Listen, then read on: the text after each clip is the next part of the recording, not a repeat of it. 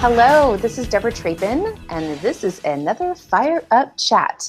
Today, we have the fabulous Sarah Schnell Jones in the studio for a check-in. Woo-hoo! Hello. So, as I love to read the Twitter bios of our guests, here we go. Here is Sarah's. Is urban real estate broker and queen bee at Bamboo Realty, Ethiopia adoptive mom, yoga diva, sports enthusiast, avid foodie, and CU Buffs alum. Wow. Wow. Wow. That's a lot in 140 characters or less, Sarah. Welcome back to the studio. Thank you so much for having me again. I'm definitely excited about it. Awesome. Well, it is almost exactly a year from our last chat. Can you believe that? A year? Wow. Yeah. Time flies. It really does. So when you were in the studio last time, you had Miss Portia for a year, and you were just getting ready to jump on a plane to go pick up Biniyam, correct? Yes. So last August, I flew to Ethiopia the very last week of the month, and I met Biniyam for the first time. It was not to finalize the adoption. It was just to spend some time with him. So I actually had to put him back in the orphanage. And then I went back in October to actually finalize the adoption and bring him home.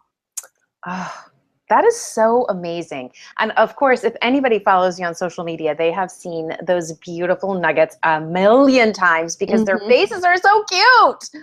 Yes, Oh they're so cute. And Portia is getting so tall. Yes, I feel like she's growing up and Biniyam is growing out. So I have like the opposite problem. I love it. Well, you know, linebackers can be shorter and bigger, right? So it's for dudes, it's not the same thing. Yep. Oh, too funny. So how is it being a mom of two now? Everybody told me that having two kids was infinitely harder than having one. And I believed them, and it is absolutely true. It is such a big challenge because one child will be going in this direction to tear something up, and then the other one's going in the opposite direction to make a big mess, and you just don't know who to chase first. And then, of course, there's an extra mouth to feed, but it's really a whole new palate to please. And so I have to think like, okay, what will Portia eat and Biniyam eat that my husband might almost eat? And so I feel like I'm constantly cooking 2 or 3 things at a time because everybody at this point seems a little picky. And then the third thing that I think is so challenging is just you think you understand parenthood by your first child. And then when you get your second one, they need to be parented completely different. And so it's literally like you're starting from scratch and know nothing. So they're such different kids. I love that. You know, I think it's, you know, what you hear so often is how amazing the individualism is in different children. And, you know, you're adopting children. So you have that other layer of like, what are they used to? What's, you know, what is in their best interest for me to feed them? So give me an idea. So you've adopted them both from Ethiopia. So do you kind of mix that in? Like, do you try and find like Ethiopian dishes, or are you straight up American, or do you like, what does that look like? Yeah, so we made the decision to adopt. We also made a commitment to preserve the culture as much as possible. So you have to be very intentional about that, especially a culture as amazing as Ethiopia. And so food or holidays, we always try to pull in something from Ethiopia that's traditional. I can't cook a thing that's Ethiopian, but fortunately in Denver, there are several good Ethiopian restaurants to choose from. So we do go there from time to time, but you know, just like any other kid raised in America, they prefer cheese fries and cheeseburgers and cheese pizza and grilled cheese and cheese. Seems to be their preference. Yep. I love that. That's so great. You know, kids are kids, right? You know, around here, there's a lot of cheese and a lot of like little chicken nuggety things in the shape of dinosaurs. And it's like, food is so fun when you're a kid. So yep. I love that. So what about Denver? So you had just moved to Denver in our last trip. How is Denver treating you? Yeah, Denver's amazing. So I'm born and raised here, but I lived in Northern California and Texas for about 10 years. So for me, it was a move back home. And I actually moved within 6 blocks of where I lived before I left. And so there's a lot that's the same, but there's also a lot that's changed. For example, there's something like 2,000 high-rise units under construction within a 6-block radius. All new, all new restaurant scene. There's grocery stores downtown. There was nothing when I left like that. So it's just this bustling city. And, again, I have friends that I've known for 20 years, but it's like I'm in a new place for the first time. So that's exciting. Yeah, I saw you posted something, I think it was on Facebook, about an area that we'll say was being regentrified. Mm-hmm. And you were like blown away by the construction and the cost of living in this place where you were like, huh, when I was here last time, I probably wouldn't have even driven through it. And so is that happening all throughout Denver?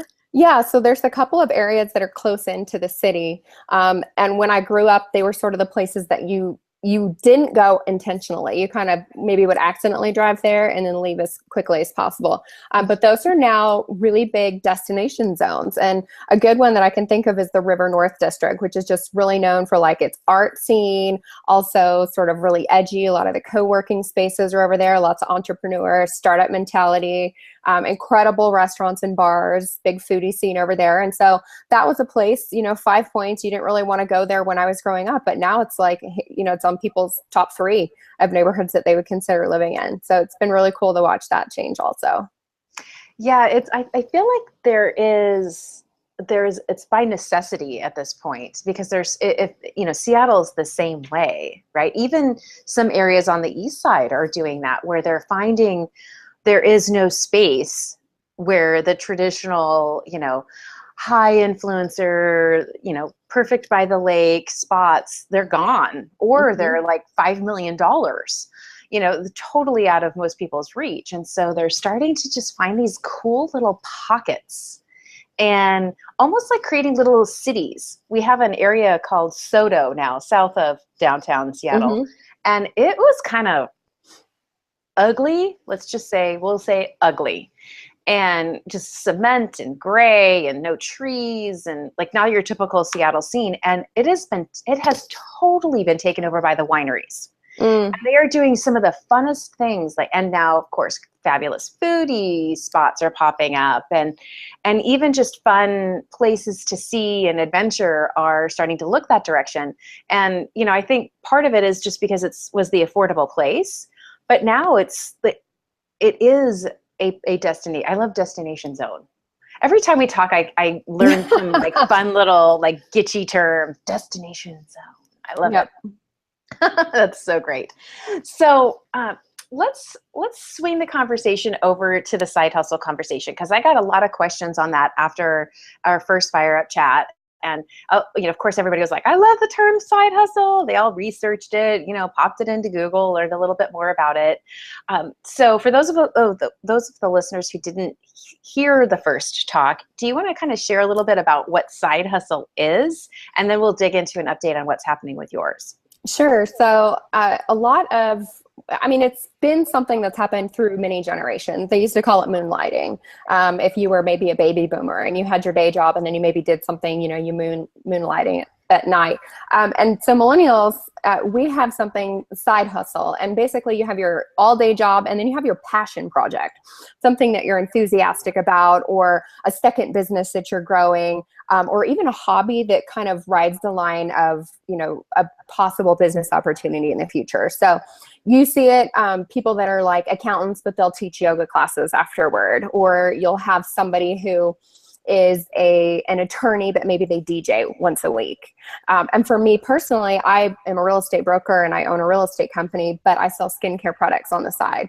And I just love it. And it's amazing how when you feed that passion project and you give attention and time to that little piece of you that maybe, in my case, self-care isn't always there, how much better your entire life is. And so I have more energy, I'm happier, business ideas from my side hustle that I've turned and used in real estate, and vice versa, things in my real estate company that have helped me in my side hustle. So, I don't know if there's an official definition, but I would say it's anything that you do outside of your 8 to 5 that is a passion project of yours or a second business.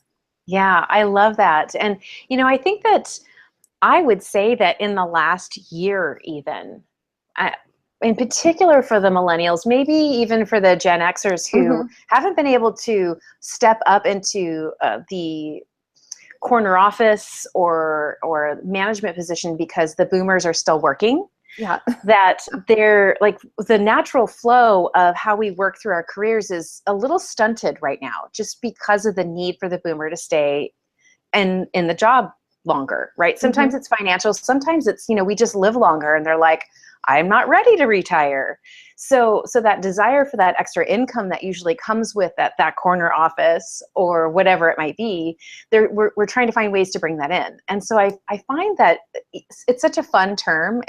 Moonlighting was always kind of like a no-no. Like you had to have something written in your contract at your job that like you were allowed to moonlight. And, so I think the side hustle has kind of created a really cool energy around that. And when we talked about, how you share it and how you weave it into your storytelling on Facebook or on other platforms, that, you were just starting to kind of play with different strategies. So I'd love for the community to hear like how the last year has gone. What has that looked like for you in telling that story on social media? Yeah, sure. With Rodan and Fields, I joined as a consultant for the discount. Somebody that signed me up was like, you get 25% off if you're a consultant. And I was like, just point me to the consultant discount button. So I joined and got the discount. And after a while, people started asking me about my skincare. And my husband in particular was pretty blown away. So he started going to the office and telling the girls there, hey, you should see Sarah's face. And she looks incredible. And she's using this skincare product. So I started selling the products to my friends, to some of my colleagues, and a lot of people in the industry actually have become my clients. And then I would say after I got home with Biniyam and after the start of the year, I started looking at it differently. Instead of just my building a side income and my selling the products, it was more like, how can I help other women do the same thing? How can I help women take better care of themselves when they look in the mirror, feel happier? How can they have a side income to add to their family, to help their family situation? And really just how can I empower them? And so I started building a team after the first of the year. And so now I have about 16 people on my team directly underneath me. And it's so much fun. I mean, I have somebody that I worked with 20 years ago in a different job, who's joined me on my team. I have Facebook acquaintances that I've never met in person. I met somebody, for dinner at a bar. She's an industry friend, and she's like, hey, how can I get started in this too? So, people surprise me on who wants to join and who's super interested. But, kind of the evolution of, I like the products for myself, talking about it, you should try it too, to I want to empower other people to experience what I'm experiencing from that business and team building side. Yeah, that's so beautiful. And I know that I see your posts, they kind of float through every once in a while. I'll see, and they're really well balanced. Well, actually, I see more of the kids, which is totally awesome. Yeah. Like I love to see the pictures of the kids. But I also love how you kind of roll it in to, helping people understand, like, this is what I'm using, and it doesn't feel like I'm being sold to, which is an art form, right? I'm sure you've heard this before, right? Oh my gosh, I love what you're doing because I don't feel like you're trying to push it down my throat, which is what a lot of, the multi-level marketing folks, they tend to go like ovaries to the wall, sharing everything. Yep. So what is, like, do you have a formula that you could, like, if you were to say, here's kind of how I look at it, and give it as a little tip? Absolutely. So for Rodan and Fields, when I talk about the business, there's different aspects. Of course, there's the products. And so I like to talk about your skin, your face. What will you look like before and then after? Because it's hard to ignore results when you see them side by side. So those are very powerful. I also talk a lot about the doctors. Dr. Katie Rodan and Kathy Fields are the founders of Rodan and Fields. They also invented a line called Proactive Solution. Most people have heard of it unless they've lived under a rock. So they have a great reputation. And then the brand story to me is so powerful. This was a brand that was launched in high-end department stores like Nordstrom.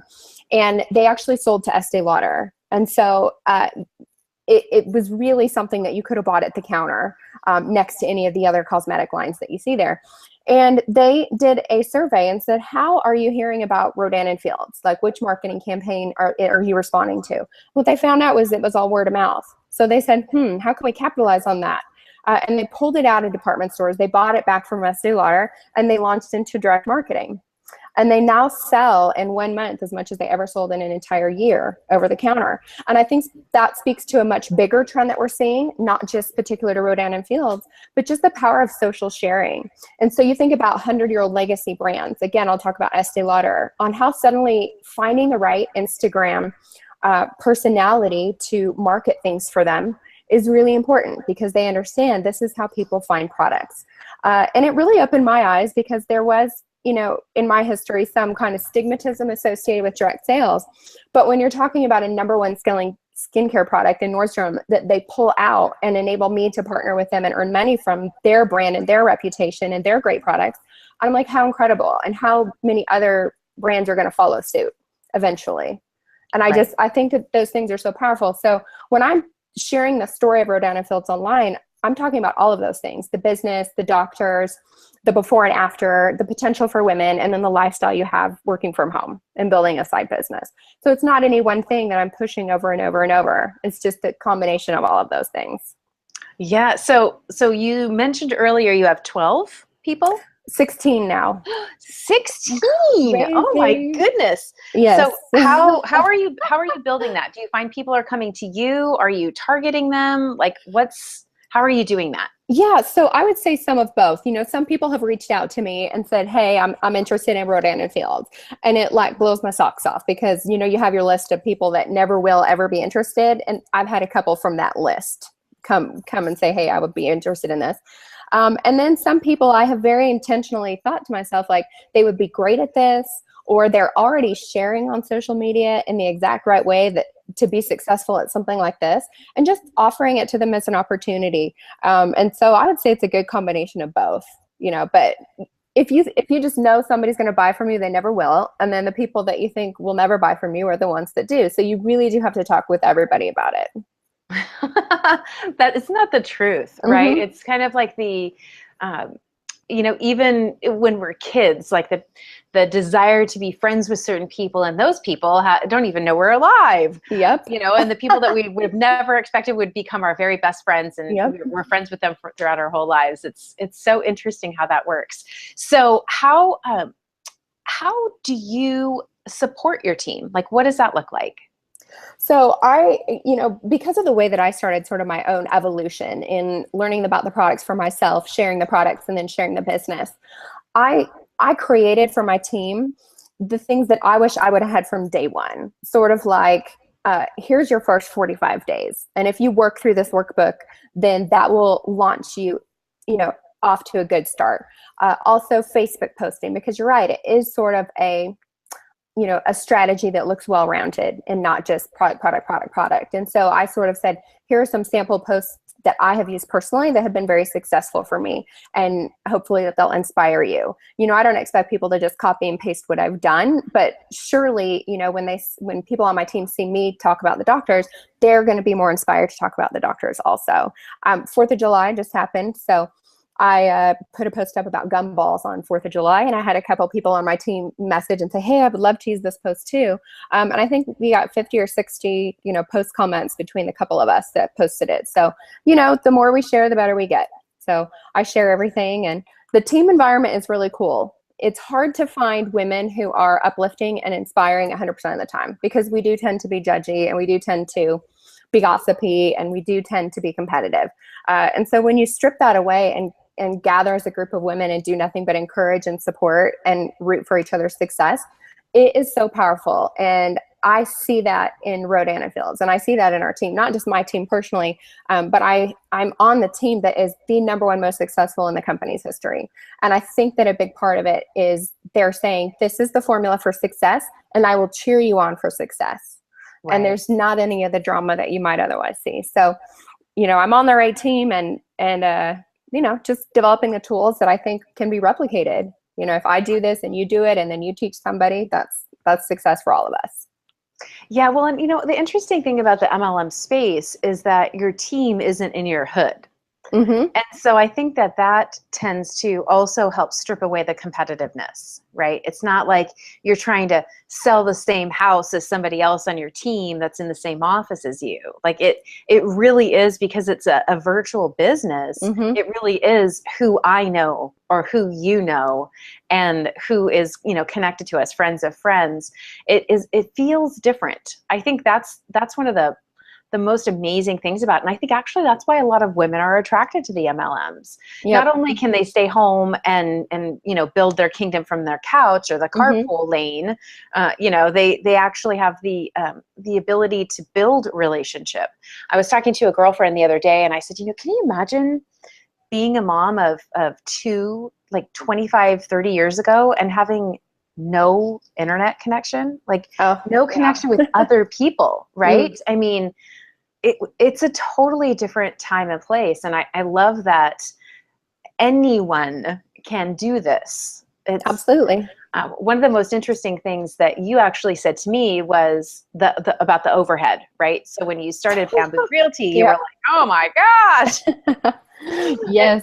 Thousands, tens of thousands of dollars, a month to run a business versus Rodan and Fields being, like the $100. Yep. And you're like, what the heck? I mean, it makes such a big difference, because there are, I have 2 kids, I have a family now. And so I have to think about, how am I going to spend my days and my weeks and my months? And what am I worrying about that is sucking me dry? And I'll tell you what, really high overhead is one of those things that will keep you up at night. And I have been very intentional about cutting that down over the last 12 months, and I'm sleeping better. The last thing you want to do is feel like you're working hard to pay company overhead instead of working hard and building my future, the company's future, my family's future. So, Rodan and Fields, they have less than $100 a month overhead. And that's incredible. And that's your personal products that you use, and samples if you want to buy samples for other people. But it is, that's nothing. Right. Yeah. Well, and it's less than a facial. You're absolutely right. It's know, less than a lot of things, less than a Starbucks habit for many of us. Oh my, that's very true. Working from home, I have that far less in my life, but I do remember the days of, driving through in the morning and getting my little, reduced fat turkey bacon sandwich and my chai, and then getting the little receipt saying, hey, get $2 off your afternoon drink, and going, oh, look, I'm saving $2. I better drive through the drive. That quickly adds up. Starbucks effect is pretty major, especially here in Seattle, which is their hometown. They're everywhere. Yep. I bet. So funny. I would love to kind of hear what your plan is for the next 12 months. So you're building this team. You're, and just in the last year, you've made huge strides with your focus, and even while adding additional, mom of 2, wife to 1, queen bee to many, all these different titles. Now you've added another 16 people to your world. So like, where do you see, like, what's coming up next? Like, what does the next 12 look like? Yeah, so I think some of the best advice that I've ever gotten, and I'm sure you've received the same advice, but find somebody that you admire in their success or their happiness, and then ask them, what do they do to achieve that success or that happiness, and then do exactly what they do. So I've talked to the leaders on our team. Again, I'm part of that most successful chain, and I said, what is it exactly that I need to do? And they sort of laid it all out for me. You have to first understand the products in the business, and then you have to get people on your team and help them understand the products and business, and then help them build their team. And so that's sort of where I'm at right now, is the people that are underneath me, how can I help them build? And somebody told me, don't stop building until you get to 100 people on your team. So I don't know if that's going to take a year or 2 years or 5 years, but I know I won't quit. And I think that's really powerful, because people talk about, success ratios in anything, and they're like, oh, multi-level marketing or networking has such a high failure rate. Well, you know what? So does real estate. Real estate's got a 90% failure rate. Multi-level marketing has a 90% failure rate, but I don't quit. And so I know that I'll be successful just for that reason. So I'm not going to quit in the next 12 months. I'm going to keep working on my team. And helping them build their teams and just have fun while doing it, because it's, you know, life is too short and I have too few hours in the day to do anything that I don't think is fun and rewarding right now. Yeah, I love that. You know, one of the most profound things that you shared last time was about how you had found this way to kind of tap into the other side of your brain with the side hustle. And I think that that's something that you don't hear very many leaders in MLM groups kind of talk about, right? It's more focused on the money, like bring them this residual income and, you know, have another revenue flow. And it's really focused around the dollars. And I think that's, you know, one of the most attractive things about how you talk about it. Because you and I have had discussions. You know, I've sold cosmetics at Nordstrom between Nordstrom and Macy's for almost a decade. And, you know, so I was on the other side of that counter.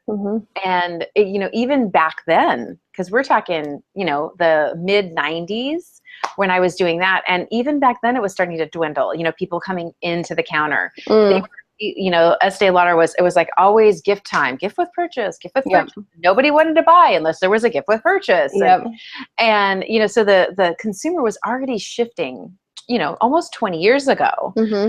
Now they just have access to fantastic products through MLMs. It's not that what was out there before was bad. It's just, this is like a leap beyond anything I've ever tried, ever. And it's, you know, Rodan and Fields at this point is the #1 selling skincare brand in the United States across all channels and all price points. So they replace Oil of Olay, Clinique, Estee Lauder, La Mer, any other, you know, brand name that you can think of walking through the grocery store, walking through the makeup counter in a department store. They are the #1 brand. And so for people that are clinging to this stigma of direct sales equals not great product, you are sadly mistaken, because this is literally the #1 selling skincare product in America. And it's the fastest growing in Canada. And they're about to launch in Australia. And there's so much power, again, back to your network point of like, who do you know and who do they know? Right? So I've already got a couple people in Australia that will sign up when we launch down there, not because I knew them personally, but because I have a friend of a friend. And I think that's so cool. And that's, you know, real estate's in my backyard. I have a 2-mile radius where I sell houses at. And my team works in probably a 10-mile radius. But I can help grow somebody's business from around the world, or from Hawaii, or from Seattle. I have somebody in Scotland who's from the US, but she's now in Scotland selling to her US friends. And so, I mean, those are people all over that I don't get to help them unless I'm in a virtual business like this. And I love it. Yeah, that's spectacular. So let's have a quick rapid fire. What's your favorite product? My very favorite product is the brand new hydration serum. And it is a really cool product. It's 30% glycerin. And if you compare that to anything else on the market, it's got about 10 times as much glycerin, which is highly moisturizing. And it's smart technology. The doctors actually invented a new molecule in order to hold the weight of the product. And it absorbs moisture from the atmospheres to help your skin stay balanced and moisturized for up to 24 hours. And you notice a difference the first time that you use it, but by the time you use it 2 or 3 times, you absolutely love it. So that's my favorite product, hydration serum. That's pretty awesome. And the packaging is pretty cool too. You know, like the click and the push and the they really made it fun to use. And you know, I think to go to your term self-care, I think that there's a lot of power in that. You know, I kind of dubbed this summer really to kind of kick off the summer of self-care, because I found that I was working and traveling and, you know, doing travel for business, but not as much for pleasure. And even my nighttime kind of rituals were muddied. And so I think one of my favorite parts about that product line is actually like, here it's steps. Like here is how to take care of your skin. And, you know, I think we all have a desire to have healthy skin. And the beauty of the, you know, here's the 1, the 2, the 3, and okay, the miracle eye cream, and, you know, like Like they Yep. just make it very easy to take care of yourself, to take Mm-hmm. care of your skin. And it smells good and it feels good. And that's, of course, those are pluses. Yep. But just, giving the people who are using it the permission to do more than just quickly splash water on their face, but to actually take time and create a ritual around caring for their skin. That's probably one of my favorite parts about the line, Yeah. is that they Mm-hmm. make it very easy. And I think self-care does not mean self-indulgence, right? You're taking care of yourself so that you can better take care of other people or take care of your business, Right. and loving yourself. And so I'm not being overindulgent when I buy high grade skincare products. And people aren't being overindulgent when they do things like, the eyelash serum that makes you have crazy long eyelashes. It makes you happy. And it's really about, when you look in the mirror every day, can you feel a little bit happier about who you are and more proud to be seen in your skin? I mean, Sure. I threw my foundation away. Like, I haven't worn it in so long. You don't need it. Go to the grocery store, go to the mailbox. Heck, how many women can't go to the mailbox without putting on full makeup? Like, free yourself. Take care of yourself. Mm-hmm. It's so true. It's so true.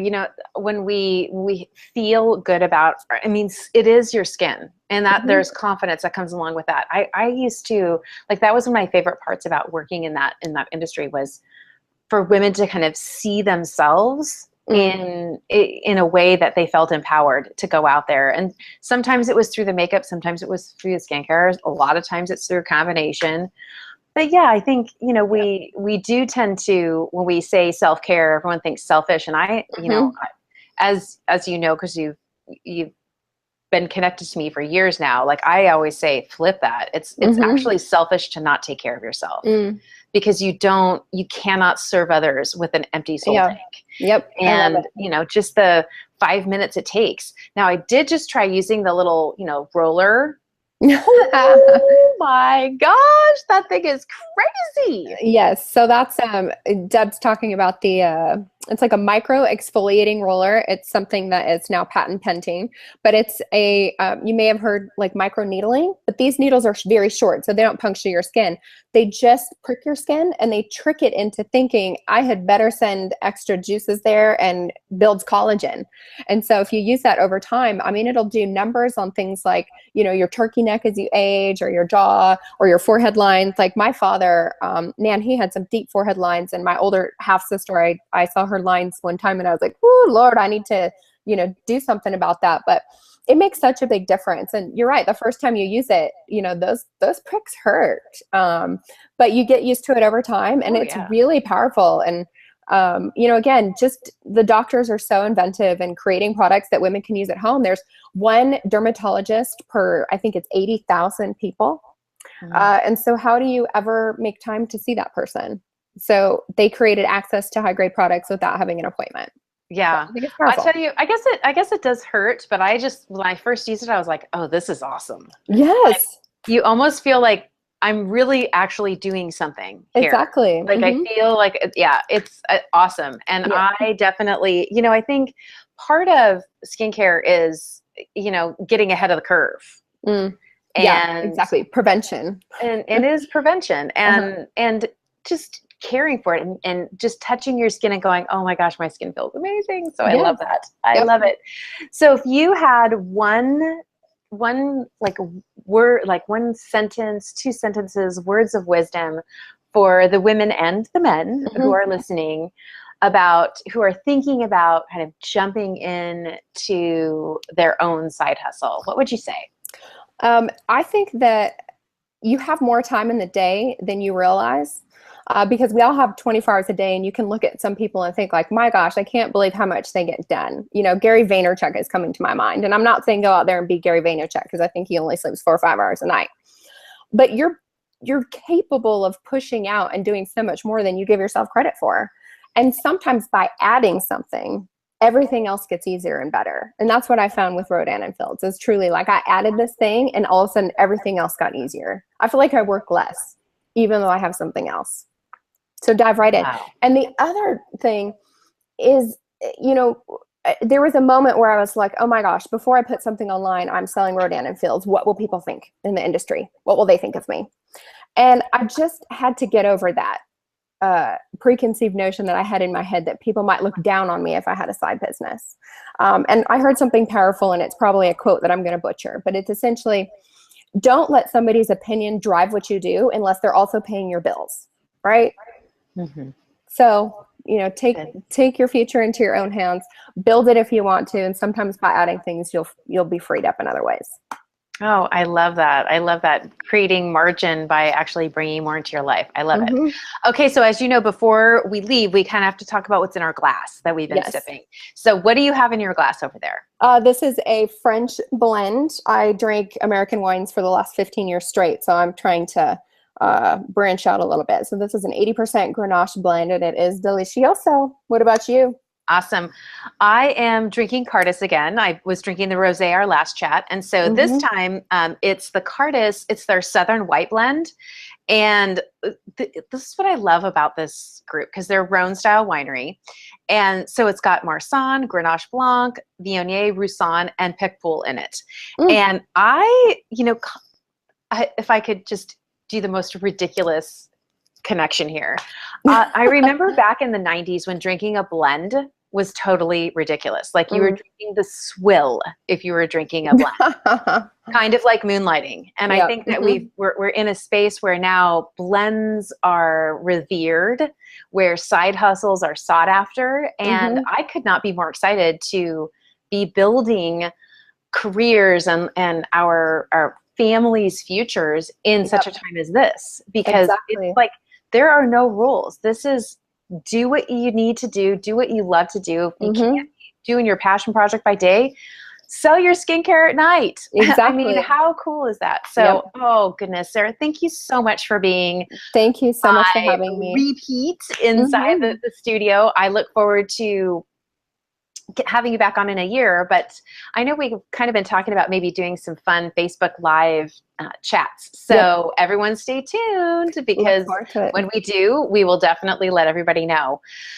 Until then, everybody, thank you so much for joining us today for another Fire Up Chat. Again, I'm Debra Trappen. You met Sarah Schnell Jones today, and all of our contact information will be in the blog post below.